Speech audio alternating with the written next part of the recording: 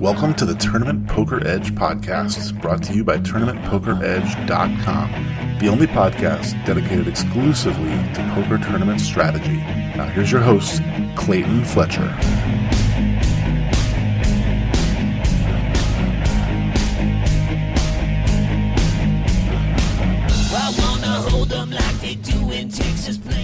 Hello once again, everybody, and welcome to another edition of the Tournament Poker Edge podcast. I'm your host, Clayton Fletcher, here in New York City, joined via Skype by another human being. I can't believe it, and neither can you, but it's true, and it's not only any other human being. It is actually TPE founding member, our very own Killingbird, Derek Tenbusch, joining me. How are you, Derek?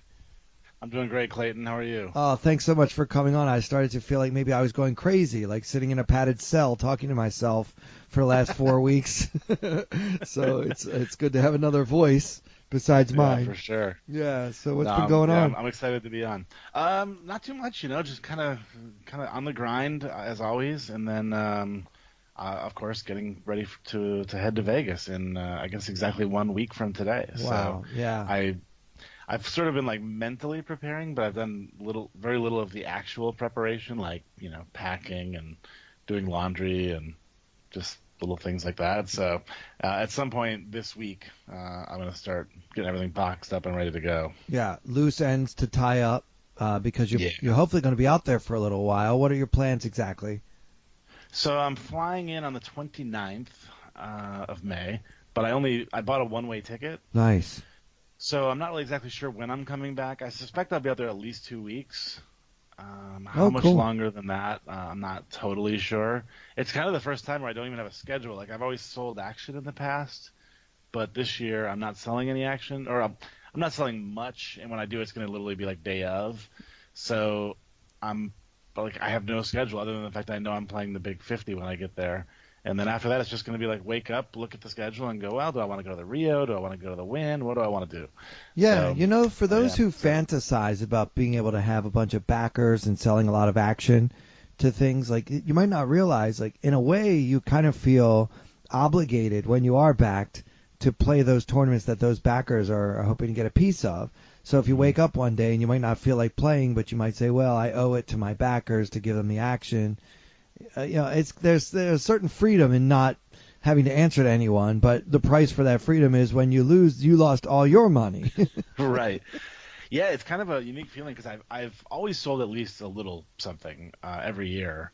And you put this long list of tourneys together and you're all optimistic about what you're going to do, and then all of a sudden one day you wake up and you're sick, or you're just tired, or hungover, or whatever comes up, and you're just like, man, I just don't feel like playing poker today.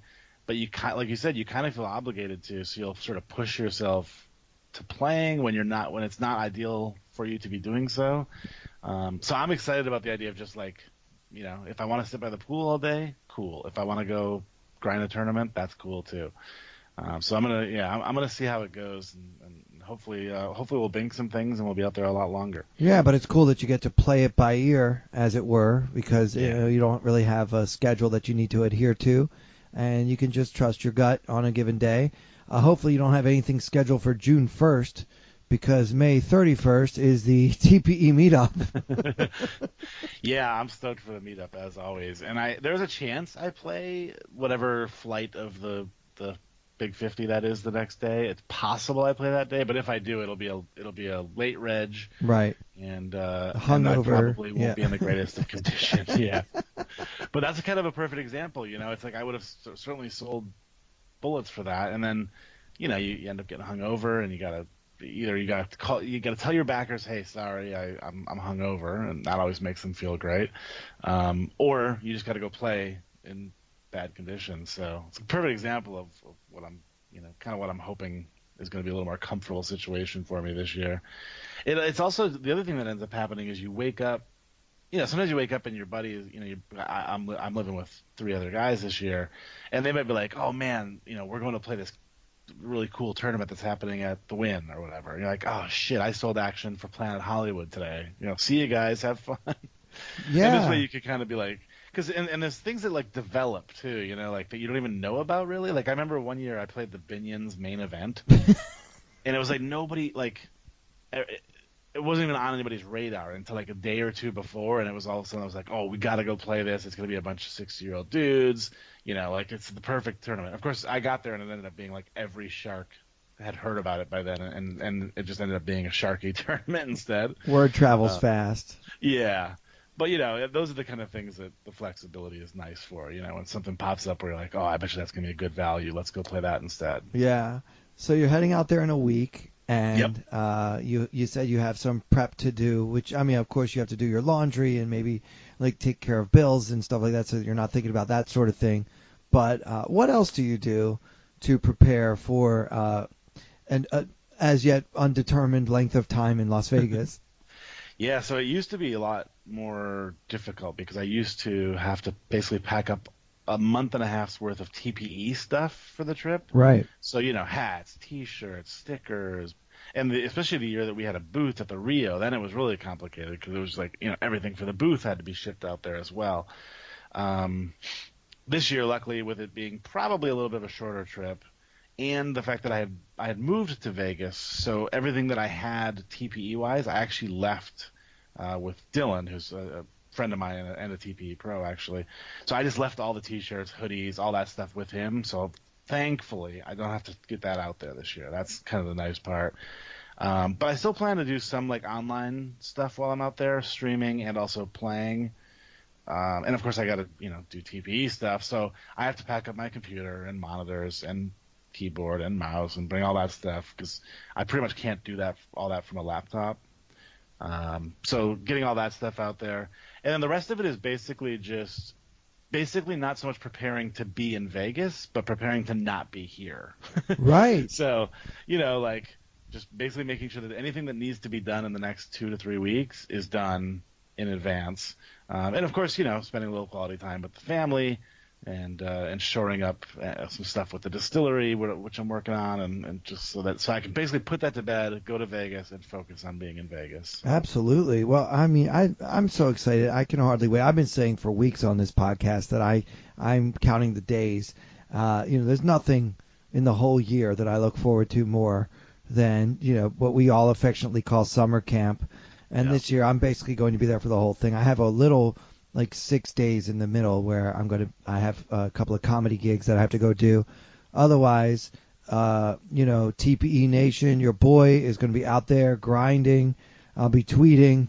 I'll be letting you guys know what's going on. I intend to keep this podcast going throughout the World Series of Poker. And for as long as Derek is there, I'm going to force him to record with me. Again, either in a hotel room to be named or at the now is this place where you're staying, can we call it the TPE house, or are the other guys not affiliated?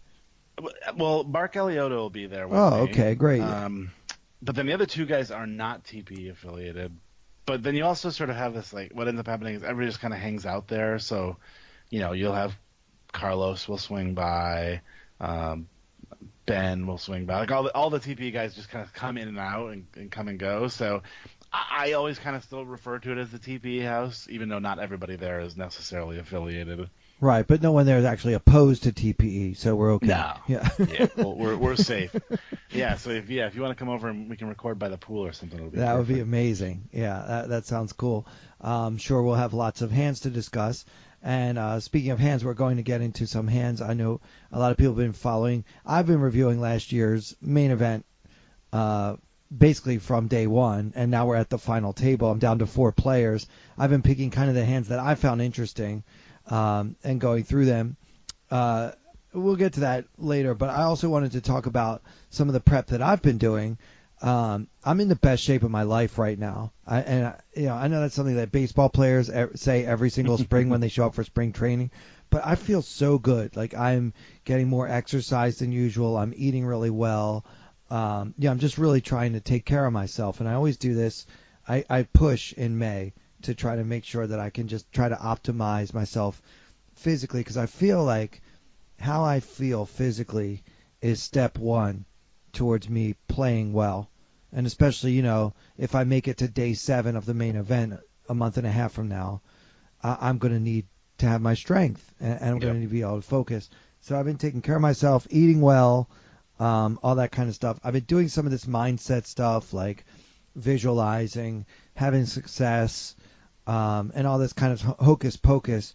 But what I think it really does for me, though, is just kind of help me in my head. I'm almost like practicing, not just playing hands, but practicing in my head. Like, what happens if the guy hits his 2-outer? Okay, right. That's probably going to happen. With the number of hands I expect to play, I'm going to play like $50,000 worth of buy-ins this summer. Like, I'm definitely I'm going to take a few bad beats on some of them. Yeah, if you don't get 2-outed at least once in that period, you've probably won a bracelet by the end of the summer. Yeah, exactly. So, kind of just like mentally visualizing it and picturing myself, moving forward from that, and not, berating the guy or, obsessing about it for hours and hours afterwards. Even picturing myself possibly making a mistake. Maybe I misplay a hand. Like, you need to be able to move on, because it's not like a cash game. In a cash game, you can say, wow, I really screwed that hand up. Let me go outside, get some fresh air, take a walk. You do that in a tournament, you're missing blinds and antes, so you can't really afford it. So you just got to like stay in there like a prize fighter and just keep taking the punches and try to get back on your feet. So I've been kind of picturing some of that. I'm almost finished reading Alex Fitzgerald's book, Exploitative Play in Live Poker, which I think is a really great book to read. Preparing for all the live poker I'm about to go play. Of course, Alex Fitzgerald, Assassinato, one of our coaches at TPE. He's really, really smart, knows his stuff. So yeah, I've heard great things about that book, and I have not read it yet. But maybe I'll make that my my airplane reading material, because almost every time I go out there, I usually download a book on my iPad and work my way through it. So that'll actually be perfect timing. I definitely would recommend it, Derek. I mean, this book is really great. It kind of affirmed for me a few things that I do. Like one point that he makes in the book, I'm not going to give away all the secrets in the book, but one of the points that he makes in the book is if everybody at the table thinks you're an idiot, then there's a strong possibility you're doing something right. Right. Yeah. Because nowadays, like, what has become standard is that everybody plays exactly the same way. So this book is about exploitative play, which is not GTO, which is putting yourself at risk of being exploited, knowing that you probably won't, and making adjustments to your game that will help you maximize your profit, as opposed to just avoiding, being open to being exploited. So it's another way of looking at it for those of us that have spent a lot of time with like PioSolver and whatever other programs there are out there, Card Runners EV, and you like to play with those things to find out like mathematically what's correct. This book is more about the human side and like knowing what those things are, when and how should we divert from them, and what effect cool. that has. Yeah, it's a really great book. I highly recommend it. I'm not being paid to say that. I mean, yeah, Alex is a friend of mine, but he's not giving me kickback for plugging his book on my podcast. But who is getting kickback right now? I don't know if it's okay with you if we talk about this, but Matt Stout's charity CSOP is getting some kickback from some tweets I've been making about Bally's Vegas. Oh. I wanted to publicize what happened to me because I've basically given up on getting a dime out of them, even though I feel like they're at least partly to blame for what happened in my burglary. So, and if you guys don't know what I'm talking about, just go back and listen to old episodes. We're not going to rehash it all again. I've been talking about it for a month. But basically, I've came to the realization that they're just giving me the runaround and they don't have any intention of trying to make things right with me. So I said, look, I want to get the word out about this and tell people what happened. So if you go to my Twitter, Clayton Comic, and you see my pinned tweet is the story of what happened to me at Bally's Vegas. And for each retweet, I'm going to donate $1 to the CSOP, up to $500. It's already almost at $300, Derek. A lot of people have heard this story or read this story on Twitter. So has it forced Bally's to respond again, or are they just completely ignore them? I'm sure they're at this point their lawyers are probably literally like, don't say anything. Yeah. Just ignore. Yeah, it's got to be getting frustrating, hard. Though. It's got to be getting hard to ignore because 500,000 people have seen my tweet already. Especially because, I mean, let's be realistic. $5,000, or even if they were like, hey, we'll give you half back or whatever, like it's nothing to them. Yeah, compared to what they're losing from all the people not. Yeah. It's insane to me. Yeah. But maybe they just feel like if if they suddenly do that, then it's like kind of like they're admitting fault, and then all of a sudden that opens up other doors. I'm not sure, but Yeah, I mean, right. That's what it is. There's a million companies out there that don't know how to run a PR issue, so Yeah. I'm not at all shocked. Yeah, I'm not shocked either, but I am disappointed because, I have been a customer of Caesars Entertainment for many years, and there's no security at the elevators. So basically anybody can get into the elevator at Bally's and do whatever he wants on the floor of the hotel, and there's no evidence against that person.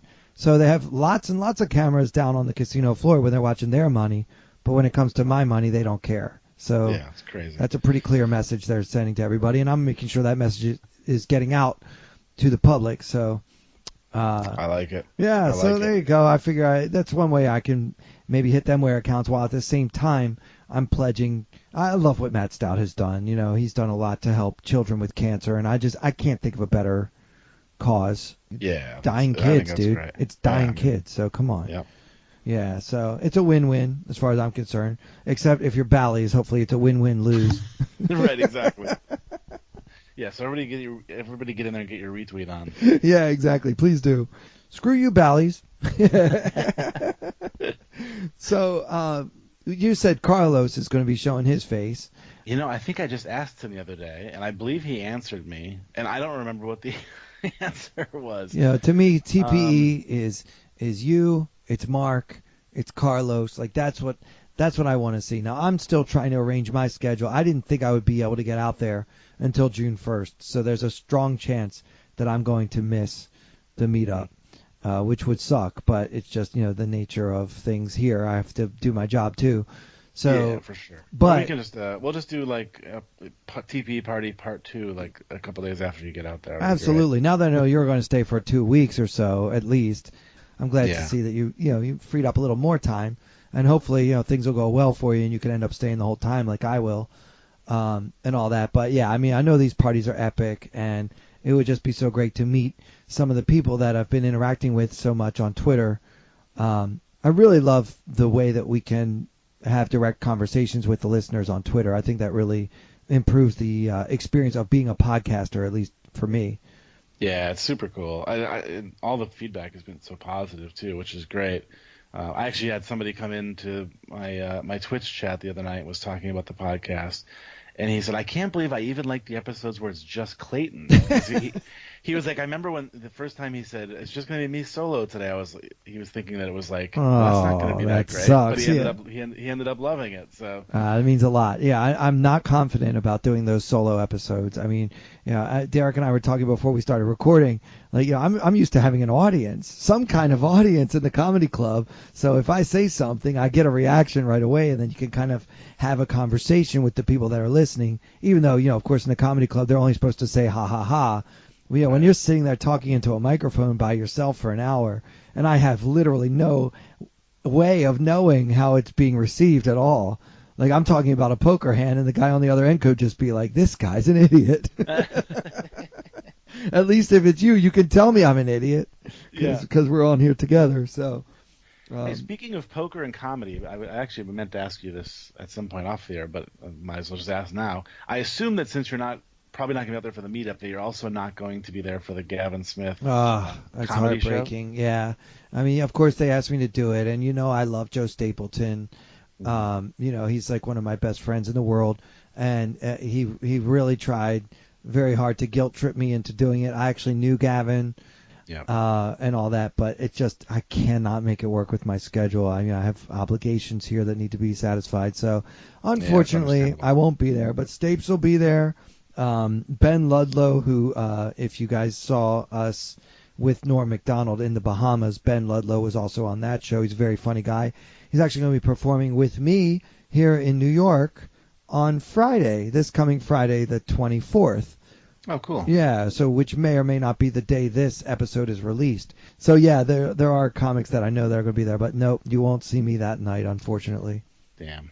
Well, I think we're still going to go. Mark had hit me up and asked me if we were going to go to that, because we both have talked about how much I don't think either of us knew. I didn't. I don't think Mark knew him personally, but just through what we've talked about in the past with Poker Road and everything. I mean, in many ways, he sort of blazed the path Absolutely. for us to do things like podcasting. So we're gonna go pay our respects and have some laughs and put some drinks down, and it should be a good time. A good way to kick off the summer, you know. Yeah, absolutely. It's going to be one party after the next. You guys are going to a party, then you're throwing a party. I know, right? Are you going to play any poker? Maybe. Like an hour or two a day before we punt. Yeah, it's going to be Reno all over again. Yeah. Would not shock me at all, by the way. That's okay. You don't have backers to answer to, so it's fine. That's right. That's what it's all about. You're an independent man. Yep. Love it. All right. Well, do you want to talk about the final table with me? Yeah, let's get into it. All right. So I picked out a couple of hands. I don't know how many of these we'll get through tonight, but it's all about quality and not quantity anyway. We've been talking about the 600,000, 1.2 million level. There's also a 200,000 ante. So the starting pot is 2.6 million. There are 4 players left, and your chip leader is Tony Miles, and second in chip is Michael Dyer. So Dyer and Miles have been swapping the chip lead back and forth a little bit, despite the fact that they have completely different styles. Miles is a very cautious player, takes his time and generally makes the conservative decision. And Dyer has been as much of a final table big stack bully maniac type as we've ever seen at any final table in recent memory. So these two guys have all the chips. Next is John Sin in distant third place with only 52 million. So remember, second place has 144 million, and John Sin has 52 million in third place. And then there's Nick Mannion with only 18 million. Okay, so those are your 4 players. You got the haves and the have-nots, if you will. Yeah. So with 2.6 million in the pot, and Michael Dyer, our bully guy. By the way, on this podcast and elsewhere, I've been saying how well I think he played. He really took advantage of other people's fear. So he opens to, let's see, yeah. So Dyer opens to 2.4 million, the minimum. Sin folds, and Miles, the other big stack, actually the chip leader, 3 bets to 9.6 million. Now, I want to do it this way, if it's okay, Derek. I'd like to tell you only one of these players' hands. Oh, that works. Okay, so Dyer opened on the button with King of Hearts, Queen of Diamonds. So he's got King, Queen offsuit. Now he gets 3 bet from the chip leader in the big blind, and 3 bet large. It went from 2.4 to 9.6. Yeah, that's big. Now, given Tony Miles' table image, as I mentioned earlier, he's been relatively cautious. We have not seen like a single light 3 bet from him. Do we want to call?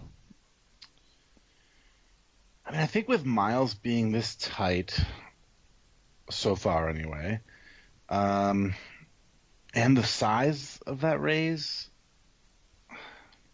I mean, I'm probably going to fold. I think I would call King Queen suited. Okay, so it's really close. It's just going to be so much easier to play. Yeah. I think. But, I mean, I do think it is close. I mean, we're 4-handed. Yeah, we're deep. That's the thing. Where it's so deep, you're in position on the button, and you're 4-handed. So that's where it becomes, I can make a case for folding, obviously, but I could definitely make a case for calling, too. Yeah, I definitely wouldn't be mad at either option. I think the tipping point for me is the fact that we just haven't seen Miles do this. Yeah. Now, if there was some, I'm trying to think of a scenario that makes me think, okay, this is not necessarily a strong hand for Miles. So if it's something like, I don't know, we just came back from break, and I know that Miles has now watched a bunch of hands, or had his friends tell him hands from an hour ago or whatever, and now he's fed up because he knows I'm opening everything. Everything I'm getting dealt. Maybe that would swing it. But well, let me jump in here because about that, Dyer's been doing this since day 4. I mean, he's been wildly aggressive, and I don't mean that he's playing poorly. He's just been playing kind of the traditional hyper-aggressive style, which is like he's really going for almost every pot. And everybody knows it right now. Like the cat's out of the bag. now with 4 players left in the tournament. Yeah. Like this guy's been playing this way forever, so he has to think in the back of his mind, sooner or later these guys are going to push back. It just feels like no one ever has. Yeah. The only reason he ever lost the chip lead was because he flopped bottom 2 against bottom set. Right. Yeah, I remember that. If that hadn't happened, he probably would still have the chip lead even now. Yeah. Yeah, I guess the question is with the third and fourth place stacks being so far behind them, I'm just not sure if I'm Dyer. I'm expecting Miles to want to clash with me. Right. When these 2 other guys are relatively short. I don't know how many big blinds those guys actually have. Yeah, not many. I mean, let's see. Mannion has an M of 11. He's got 28 million. He's got 14 big blinds. Okay. Yeah, so I mean that's the shortest stack. So I mean and then of course, John Sin has him covered by double. So Sin's okay, but Mannion's really short. Yeah. Yeah, so I mean, it seems like a bad time for Miles to be doing this light. That being said, if I'm Miles, like, this doesn't really kill me to do this. It's, it's only 9.6 of your 100 and whatever million, Yeah. So you might even just do this as sort of a game flow type thing, like where you want to be like, hey, just so you know, I'm not going to let you do this every single time.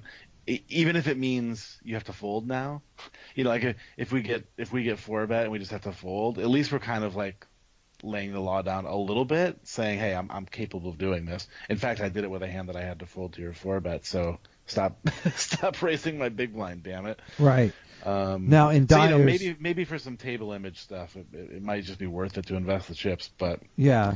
Now in Dyer's shoes, because I haven't seen up until this point that Miles is capable of a light 3-bet, I have to assume that this is a value bet, and especially with the sizing, which might sound like a case for folding, but I think this deep, knowing that Miles has a value hand, we might be better off calling, because he's basically turned his hand over. He said, I have a very strong hand, and now I'm about to play it deep stacked against you out of position.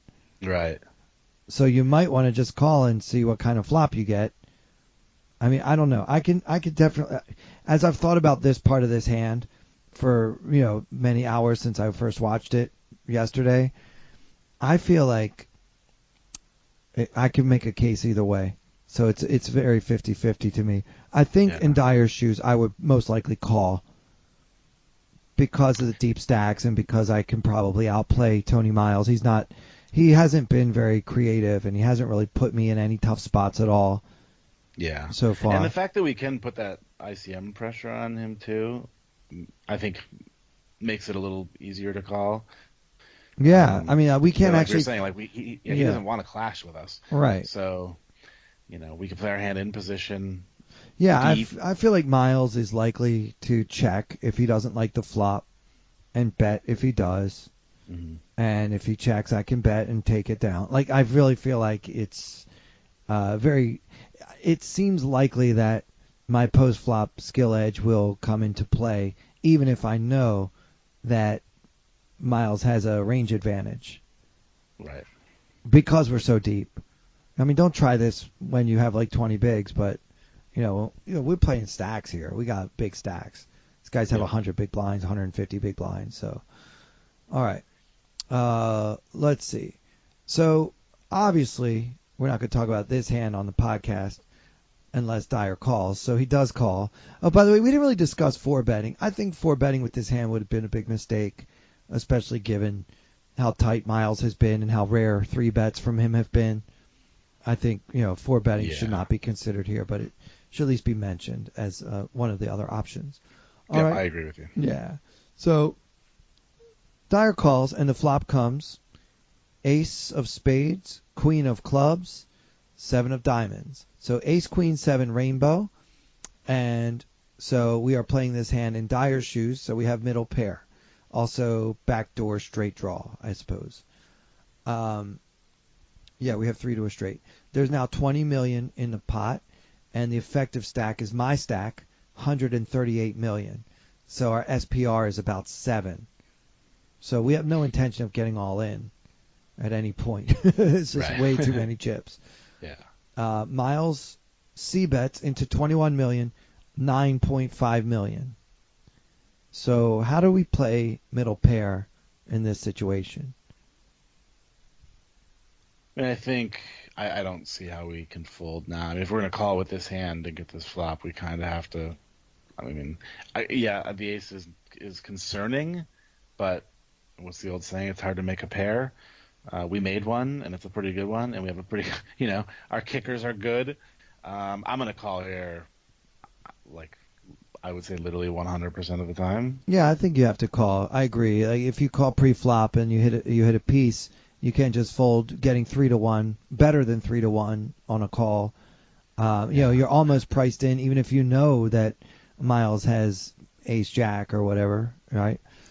Right. And based on what I remember and what you've described to some degree, I don't necessarily see Miles as the guy who's going to double barrel bluff this board. Absolutely. If he doesn't have an ace. Yeah. So when we call, we're going to find out on the turn, I think. No. Exactly where we stand. Yeah, I mean, if anything, I think there's a pretty good chance he has an ace just by virtue of the fact that he c-bet. Like, the guy has been pretty cautious. Like, he's not c-betting every time he takes the lead pre-flop. Although, in fairness, full disclosure, he's hardly ever 3-bet, even four-handed. So, we don't really have a lot of data to go on as far as how he responds to the flop after he's 3-bet pre-flop. I think it only happened like maybe one or two other times in the entire final table. So not a lot to go on there. So anyway, Dyer does make the call.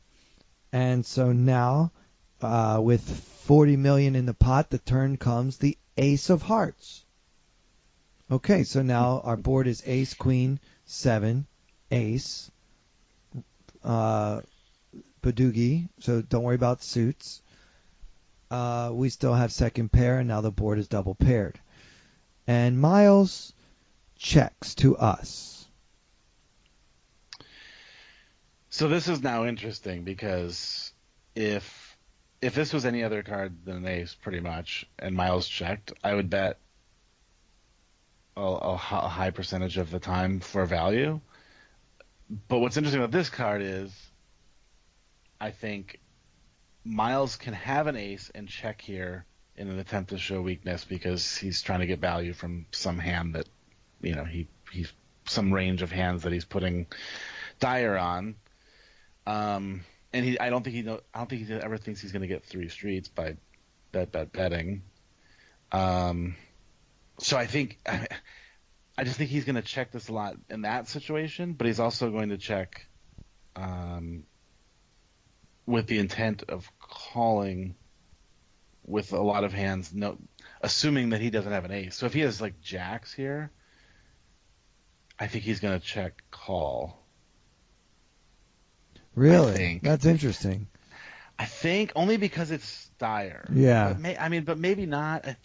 I don't know. But I guess if I'm Dyer, I'm not all that stoked just because Miles checks, I guess is my point. It doesn't make me love my hand all that much more. I mean, I guess I like it a little more. Such scientific phrases I'm using here to describe this hand. P.O. Solver, I am not. How much more do you like your hand? Do you like your hand more enough to bet now that you've been checked to on the turn? Do you think you can get value?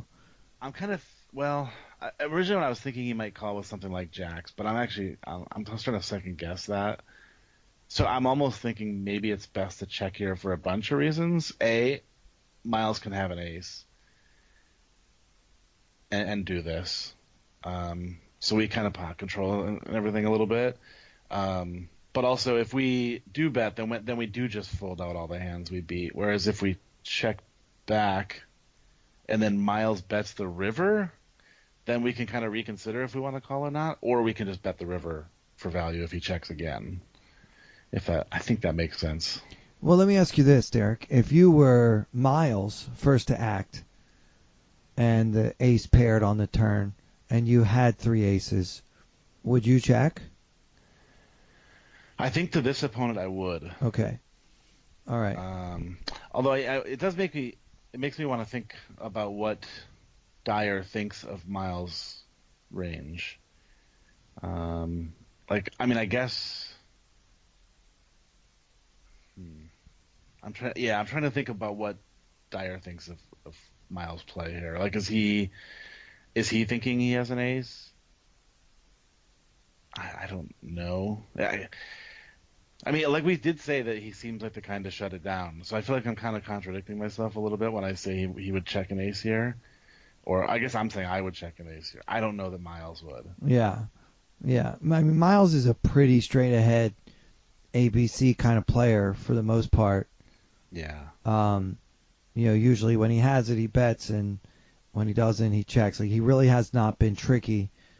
But I would say that I think even the least tricky player will sometimes get spooked by the fact that his hand just got way stronger and just check because they don't know what else to do.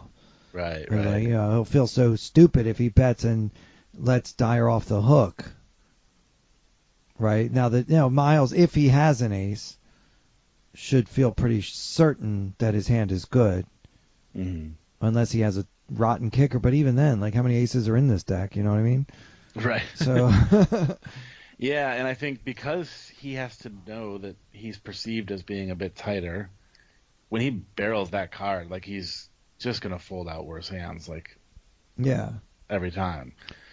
So yeah, I'm leaning towards a check, but I'm not saying that's what I think Miles would necessarily do. I'm thinking that might be the right thing to do. Okay, so we think it might be correct for Miles to check, and did we also determine that Dyer should check as well? That's where I'm leaning to, yeah. Okay. Pretty much, and it's funny because it's kind of for the same reason for both people. Sure. No, I hear you. know? I'm with you 100%. So yeah, they both do check. And then the river is the 7 of spades. So now our final board is ace, queen, 7, ace, 7.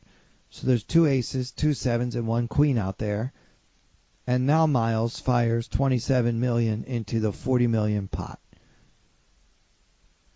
I wish I could. Well, actually, I'm kind of glad I can't remember this hand, but because I'm excited to find out what he has. I think I would fold here pretty quick, and I know that's probably it seems kind of weak, but man, with this, it's just because it's like if this was John Sin, I might reconsider. But John Sin, was that his name? John? Yeah, John Sin. Okay. Right. Yeah, I knew I had his last name right, but for some reason I thought I messed up his first name. Yeah, he's the champ. We're friends on Facebook, John Sin and I.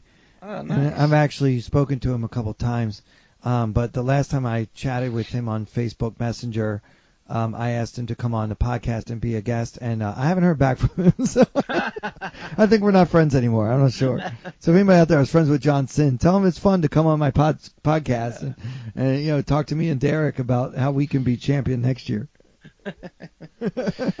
Great guy, by the way. I mean, I spent a lot of time at his table. He seemed cool. Yeah, he was so cool. He was one of my my favorites at that table for sure.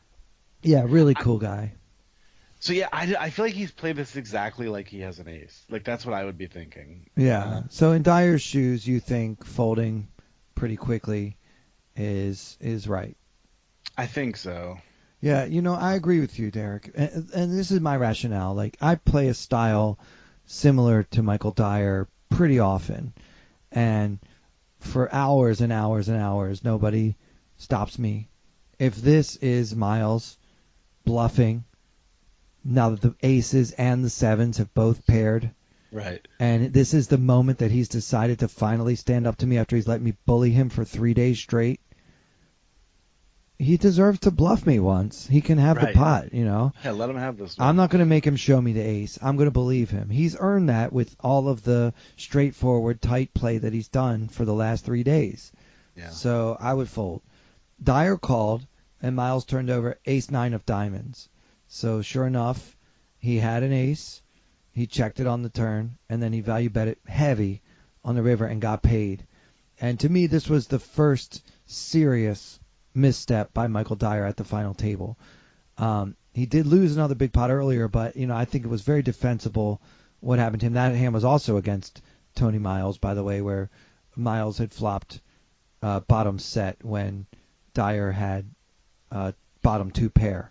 I mean, those kind of coolers are going to happen. Like you have card removal, and we all know about blockers. Like it's almost impossible for your opponent to have the set when you have bottom two.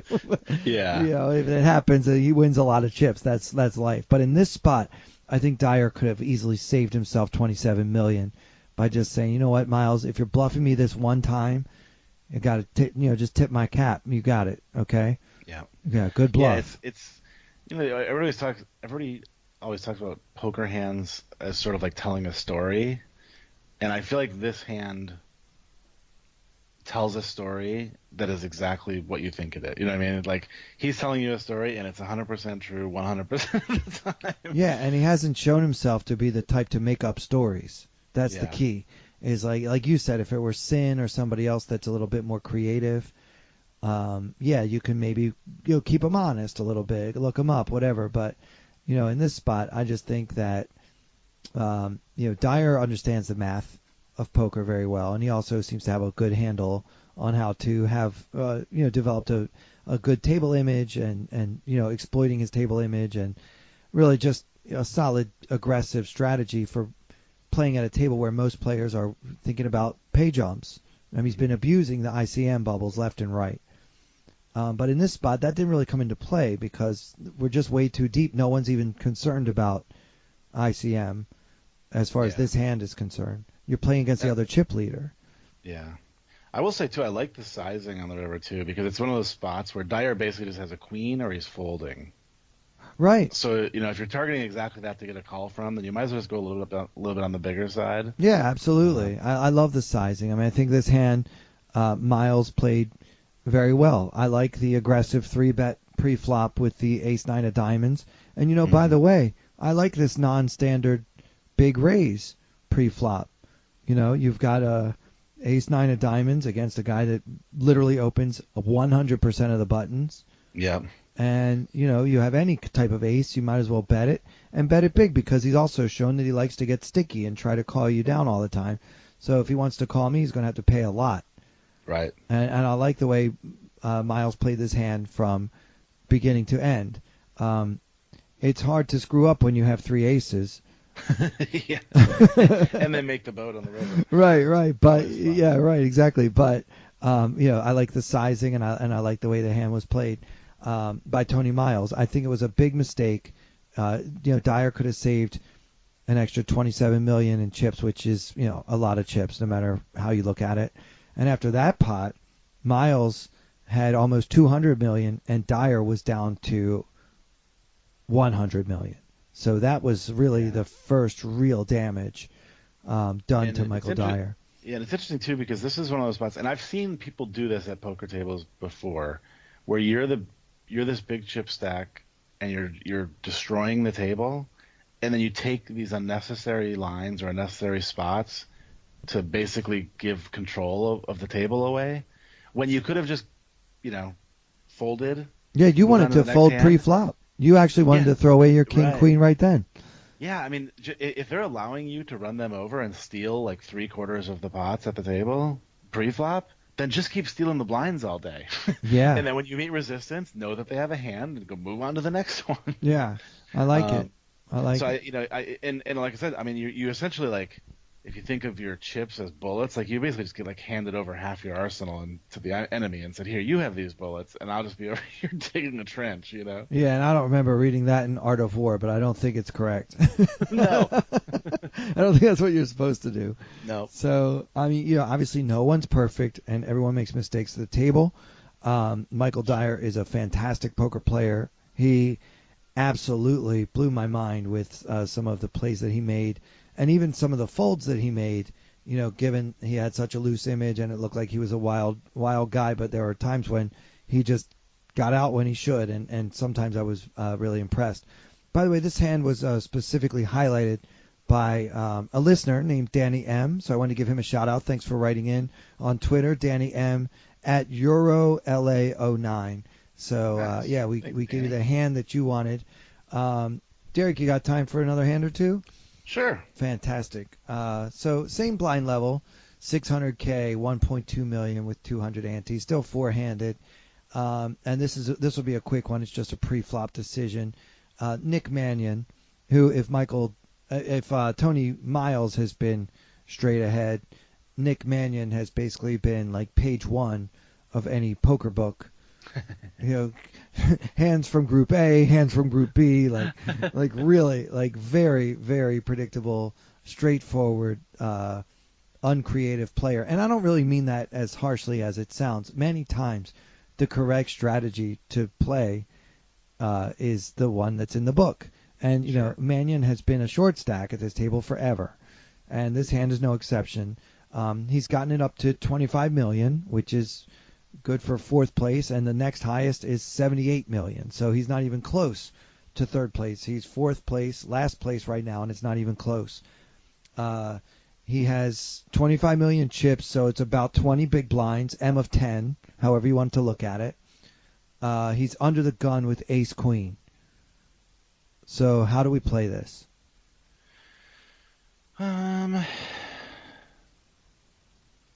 Who's do you happen to know the position, like who's in what spots behind him? Yeah, so he is under the gun, and next to act on the button is this is the same setup as the last hand we discussed. So the button is Michael Dyer as before, John Sin in the small blind, and Tony Miles in the big. Yeah. So I like that Dyer's on the button because he's our most likely candidate to 3-bet his light here. Yeah, I like that too. That makes me kind of want to just raise in hopes of inducing a 3-bet from him that we can just get it in with. I don't think Miles is going to do anything in the big blind. Nobody 3-bets out of the small blind. No, that's not true, but I think I like just raising here. Okay. I think I'm trying to think of what 20 is a lot. I'm trying to think of how many big blinds I would just shove this at. By the way, if anyone can hear singing, my neighbor is like, I think she has an audition tomorrow or something. So. Oh, nice. I don't know. Can't even hear it. Oh, okay. I was wondering if the microphone was picking it up or not. But yeah, there's some very nice but pretty loud singing coming from next door. I wanted to address it. This is like life in New York. When I try to do a podcast, there's either an ambulance going by or someone singing in the hallway. Welcome to my world. Yeah. So I think I would shove something like 13, 14 bigs here. Maybe even a little less, but I think raising here is good. Okay, yeah. So 20, 20 big's a little too big. Action here, like we want to get this in. I think. Yeah, I mean, ace queen is a very strong hand forehand. People are just gonna fold too much when we shove, I think. Yeah, so that's why I included this hand in our discussion today, because the guy's been really quiet. He's been waiting to pick up a hand, and he just shoved all in with this one. And I don't think it's negative EV to shove ace queen under the gun with this chip stack at this table. Like, it's certainly not a losing play. Let's take that off the table. But I don't know if it really maximizes his expectation or helps him really improve his chances of getting back into the tournament, unless somebody wakes up with ace jack, because I think ace jack has to call. I think ace 10 should probably call too. Even though it's it's a pretty big chunk of almost everybody's stack. It's a difficult hand to screw up. But if he raises, say he makes it 2.5x, right, or whatever. Let's say he just makes it a minimum, like that's been the table standard here, is just to make it 2.4 million, and then he gets one caller, and then the flop comes like 7-5 deuce. Is Nick Mannion really going to suddenly figure out how to like triple barrel get it in? I mean, I think maybe for him, just shoving here is the best play, because I'm just not sure he's going to be able to handle things well when he doesn't flop an ace or a queen. Yeah, because I think you do have to be willing, especially if you get flatted by the big blind, like you got to be pretty willing to bet. Yeah, pretty much every board. You've got a continuation bet, and then not give up when you just get one caller. Yeah. What I'm seeing a lot. In reviewing this World Series, especially the main event, is there seems to be a great deal of single barrel bluffing on the flop with a very, very small continuation bet, and then shutting down if you get any type of action at all. which I think is a terrible strategy because when you bet really small, you offer your opponents attractive odds to continue, and then you reward them for continuing by shutting down, and you might end up folding the best hand. Ace queen is probably still going to be good on the flop, even if the flop doesn't hit you, provided that the flop was seen heads up. Right. So, yeah, I don't know. Without a decent short stack strategy, then perhaps shoving is the best move for this player. But I think, for a more experienced or just a stronger short stack player, I think making a standard raise like you suggested, and then just being able to avoid big mistakes after the flop, because once you put in a certain percentage of your stack, those mistakes become just devastating. Right. And you can avoid them by shoving, but that doesn't really maximize your expectation. Yeah. Yeah, and it's like the other thing too is we're the short stack at this point. We need a hand. I don't want to get my stack from 20 big blinds to 22 big blinds because that's the same stack. Right. It's literally, it's effectively the same stack. We need to get to 40 big blinds, or at least raise, get called, c-bet, and get us to like 26 or whatever. Like, I'm not about this increasing my stack by 2 big blind life. Yeah. In this position. No, I agree 100%. Even though increasing by 2% or 2 big blinds is a 10% increase. Sure. 10% is nothing to sneeze at. Yeah. But if you wait this long to finally pick up ace queen, you might want to try to get more out of it. But I feel like I'm being a little hard on Mannion. It's just everybody shows up at the main event with whatever set of skills and whatever kind of experience level they have. There are plenty of times when I sit down and I can look around the table and be like, I am the worst player at this table. Yeah. So I don't want anyone to mistakenly think that I'm trying to say, I'm great and he's no good. He's obviously done something right, guys. He's in the top 4 of the most important tournament of the year. So I'm not trying to say he's a terrible poker player. It's just I think for him, maybe shoving is best, but I think that for a more experienced player, a stronger player, there is a better way to play ace queen in that spot. Okay? So let's do another one. Let's do it. All right. So later on, same blinds and same positions. Again, Nick Mannion is under the gun. And this time he has ace-jack, but his stack has bumped up a little bit. Like he won that hand with the ace-queen. He shoved and took it down. Then I think he ended up winning another pot. It might have been blind versus blind, and he ended up winning it. Anyway, now he's got 24 big blinds. He's got 28.4 million in chips. His M is 12. He's still in distant 4th place with John Sin in 3rd place with 75 million.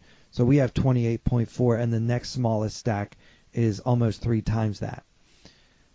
Ace-jack under the gun with 24 big blinds, M of 12. What do we do?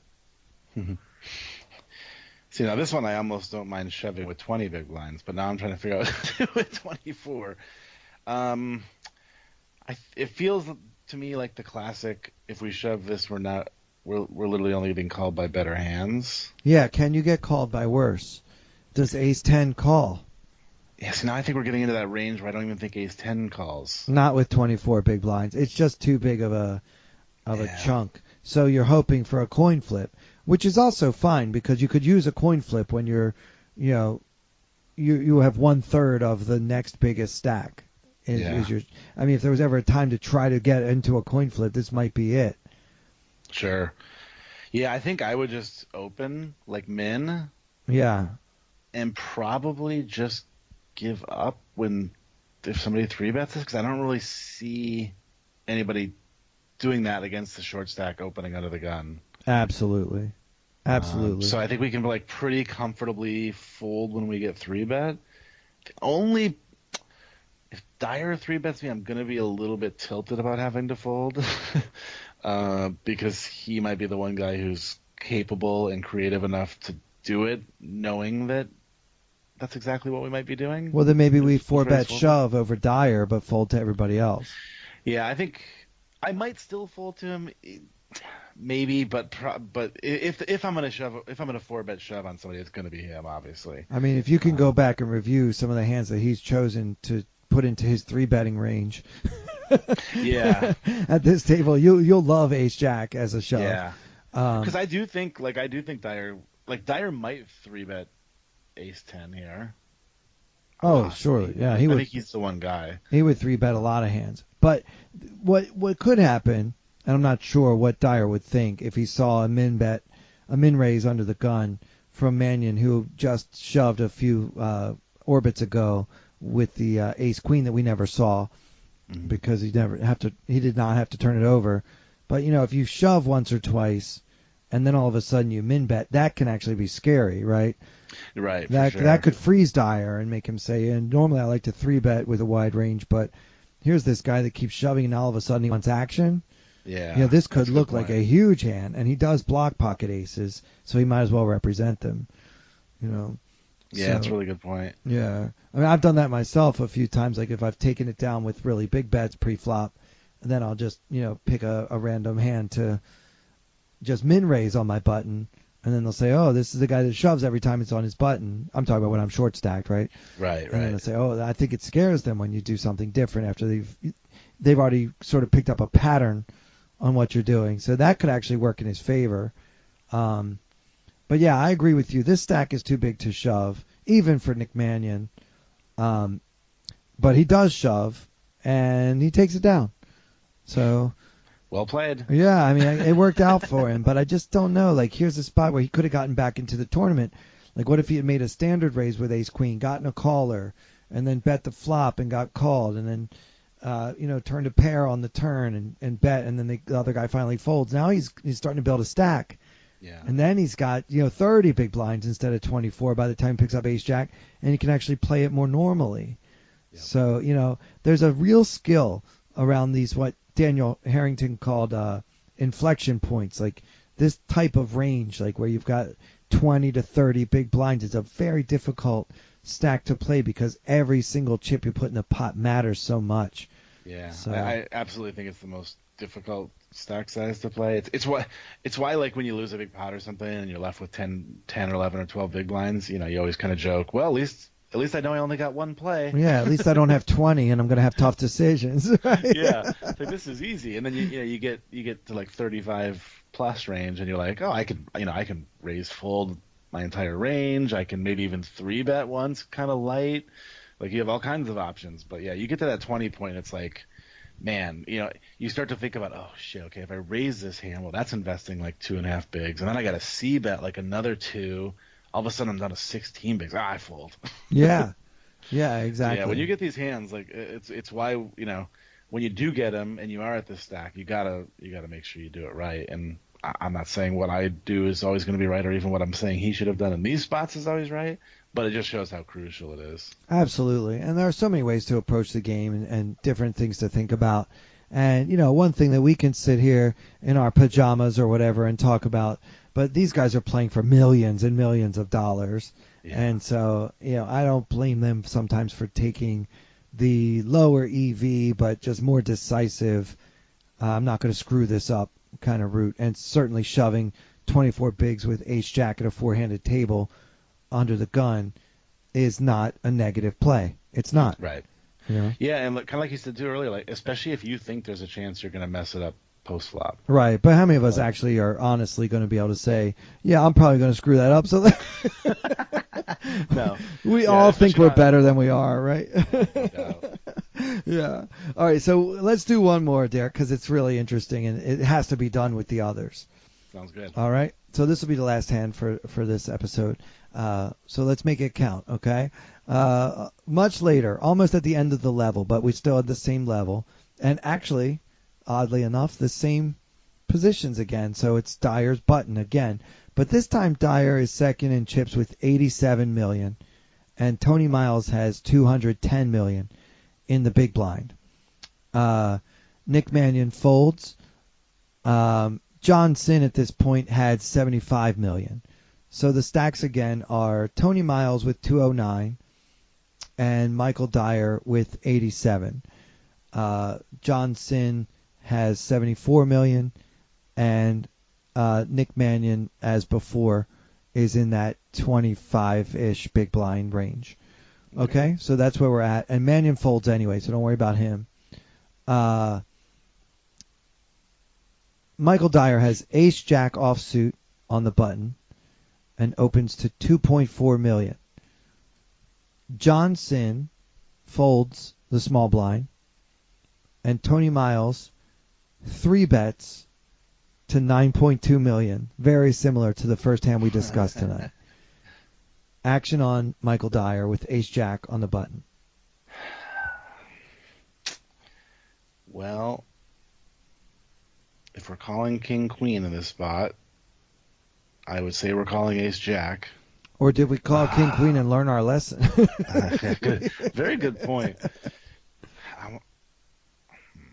At first I was only thinking in terms of either calling or folding, but now I'm starting to think: does a 4-bet ever make sense here? Okay, well let's look at it. Yeah, if we 4-bet, we'd probably want to make it like at least like 20 million, 25 million. I'd probably want to go a tad over 20, like 22 or something. Okay, so yeah, if we put in 22 of our 87 million, that is a pretty big chunk there, right? I mean, that's about a quarter of our stack, which is fine. We have ace jack four-handed against and we have the dynamics of the button versus big blind. Yeah, I mean, you could certainly make a case for it. Yeah, it's just so much of my stack. I don't know how comfortable I am. The case for against all the reasons it, we talked about. Yeah, and another reason maybe we haven't talked about, which is, it really feels like sooner or later Nick Mannion's going to shove 25 big blinds and run into kings, right? Right. So we might as well start putting in the light 4-bets after that happens. Yep. Yeah, I feel like until I get some evidence that Miles is doing this light ever, I just don't know that I feel like I want to go crazy with the king, queen, ace, jack type of hands. All right, so you want to just call and see a flop? Yeah, I think so. All right. I'm not sure why I feel like this one isn't a fold, but I mean, I guess just because it's a stronger hand than king, queen. Michael Dyer folded that hand like it was on fire. Wow. As soon as that 3-bet went in. So he did learn his lesson. That ace-jack hit the muck so fast. And it really impressed me, Derek, because ace-jack four-handed is a pretty strong hand. And especially by now, Dyer must have known that the other time it was ace-9. Right. Yeah, I wonder if he did have that information. Now, of course he did. This was way later. This was almost the end of the level. Okay, so yeah. Yeah, so... Yeah, that makes it interesting, too, then. Yeah, and just, I mean, he threw them away like they were just absolute garbage. And to me, that was so impressive. And these are kind of the little things, like if you just watch like a highlight reel or the packaged ESPN, like 1 hour edition of, you miss these little hands that don't make the coverage. But, this is a guy that's, he trusts his read. He did not take long to fold at all. And yeah, it's funny you mentioned a read because I'm wondering if maybe by this point in the tournament he had developed a little bit of a read. Yeah, I'm sure that he had, because he was studying and paying attention, and there must have been something that tipped him off. As it turns out, he was in horrible shape. Miles had jacks. Wow. Yeah. Yeah, that's interesting because I can tell you, like, usually when I snap fold like that to like a 3-bet or something, it's because I've picked up some sort of tell or something on my opponent, so that I already know I'm folding. I'm just waiting for him to put his chips in because he's already done the thing that I know he does when he has a strong hand. Right, but you're gonna wait. You're gonna wait, of course. Be polite and let him do his Hollywood, and then just let's move on to the next one. Yeah, the other thing is Dyer's stack is much shorter than it was in the other hand, so maybe calling off, putting in 9.2 pre-flop when you only start with 87. That's more than 10% of your stack. Maybe he just doesn't feel like getting into it with Tony Miles, given the read and also the fact that, if he loses this pot, he's going to drop down to third place. Right. All of those considerations. Because now, John Sin is right on his heels. Now, that's not the way to think when you're playing, when you're playing the final four of a final table. You shouldn't be thinking about, like, who's about to take over my spot, because the only spot that matters is where you finish. Right. But that might have entered his thinking, like, why is this hand strong enough for me to go to war with Tony Miles, who now knows that I know that he knows that I know he had ace-9 before, right? Yeah. Yeah, that's when all the level wars start to come in. Yeah. And you know, Miles now has a stack that's big enough that we're gonna see a C-bet pretty much 100% of the time. So we're committing ourselves to that fact. And now he's also got double barreling chips that he didn't necessarily have before. Yeah, and things have been going well for him, so he might be playing better. Most people play better while they're winning. Yeah. And they just make generally better decisions when they're not worried about all the chips they've lost, and they're focused on the decision they need to make now. So yeah, he might C-bet more properly. He might just make better decisions overall. And you know, with my image having taken a big hit from all the pots I've lost in the last couple hours, maybe it's better to just throw away the ace-jack. It's almost break time, and then we'll come back and get back in there and fight after we stretch a little bit. Yep. So, I mean, as I've mentioned on almost every episode the last 2 months, Michael Dyer impressed me so much at this table. I don't think that he's gotten enough acclaim from the poker community for how well he played. You know, obviously things didn't end up going his way. He doesn't win the bracelet or whatever. That doesn't mean that he didn't play his butt off, because he really did. Yeah, no doubt. Yeah, I definitely remember him being the guy I was most impressed with play-wise. Yeah, and also didn't waste a lot of time, which I really love. It makes it so much more fun to watch. Yeah. Where I don't have to keep fast-forwarding. Like, has he made a decision yet? You know, he was decisive. He didn't waste anybody's time. He tanked when he needed to, but otherwise it was, very timely betting. I like the guy. I like his style a lot. So... Yeah, I had to. I got curious, and I had to look him up on Hendon Mob to see what he's been kind of up to since then. I think I saw him in the Bahamas. Yeah, it looks like he had. In fact, he won a tournament. Oh, well, see, there you go. The 5K No Limit Event 5 for 336K. So he's still out there plugging away. I'm not surprised at all. I mean, he's a killer. So. Someone I hope to not see in Vegas unless it's to do an interview. Yeah, exactly. Please stay off of our table. Yeah. All right, so what else is going on at TPE before we say goodbye? Pretty much just prepping up for the series. You know, like you said, we got the meetup coming, which I'm super excited about. Tell the folks when and where one more time. Yeah, so it's May 31st, 7 p.m. at PT's Pub. Anybody who's been there in the past knows the location that we do it at, but it's on the corner of Flamingo and Decatur, so it's close to the Rio. You could walk it, but I don't recommend it. Yeah, it's a little sketchy over there. Yeah, jump in an Uber, especially if you're traveling at night. Yeah, and it's always a good time. Free food, free drinks. We get the shuffleboard lined up. We play some video games and stuff. It's always a lot of fun. So everybody come out for that. And then if you're looking to prep up for the series, of course, got new videos coming out every week. We just got a new series in from Andrew Brokus. We got a new Daryl Jace series. And I believe we got a series in from Arvis as well. So lots of new content for you to digest on the plane.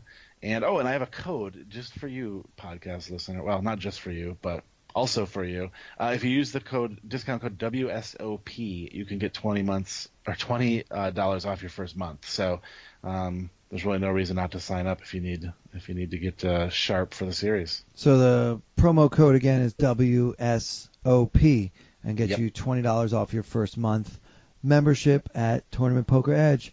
Derek, great times, man. Thank you so much for spending time talking poker with me today.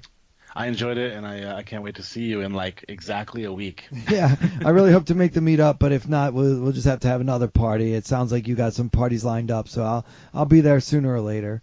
Sounds good. If nothing else, we'll just meet up at the hooker bar on dinner breaks. That's what they call it, guys. It's not that's not what we're there for. No. I'm there for the bar part.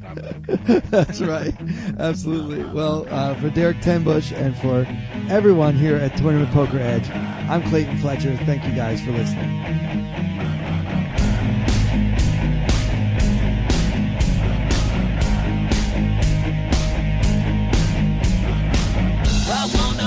Like they do in Texas, please. Fold them, let them hit me, raise it, baby, stay with me. Lock in intuition, play the cards with base to start. And after she's been hooked, I'll play the one that's on her heart.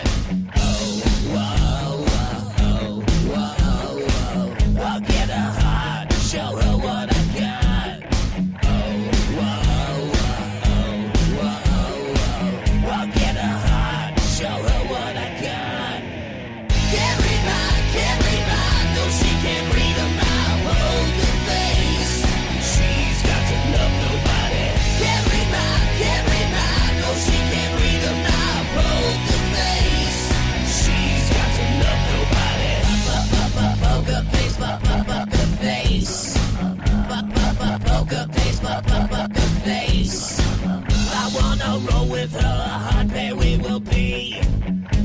little gambling is fun when you're with me. I love it. Russian roulette is not the same without a gun.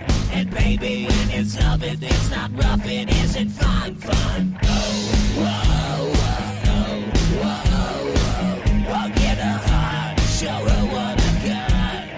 Oh, whoa, whoa, whoa, whoa. I'll get her heart, show her what I got. Can't read mine, no, she can't read my poker face. She's got to love nobody.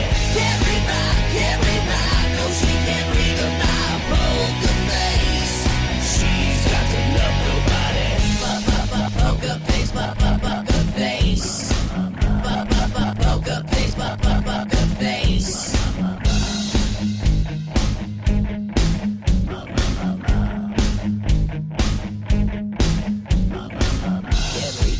Can't read mine, no, she can't read my poker face. She's got to love nobody. Can't read mine, no, she can't read my poker face. She's got to love nobody.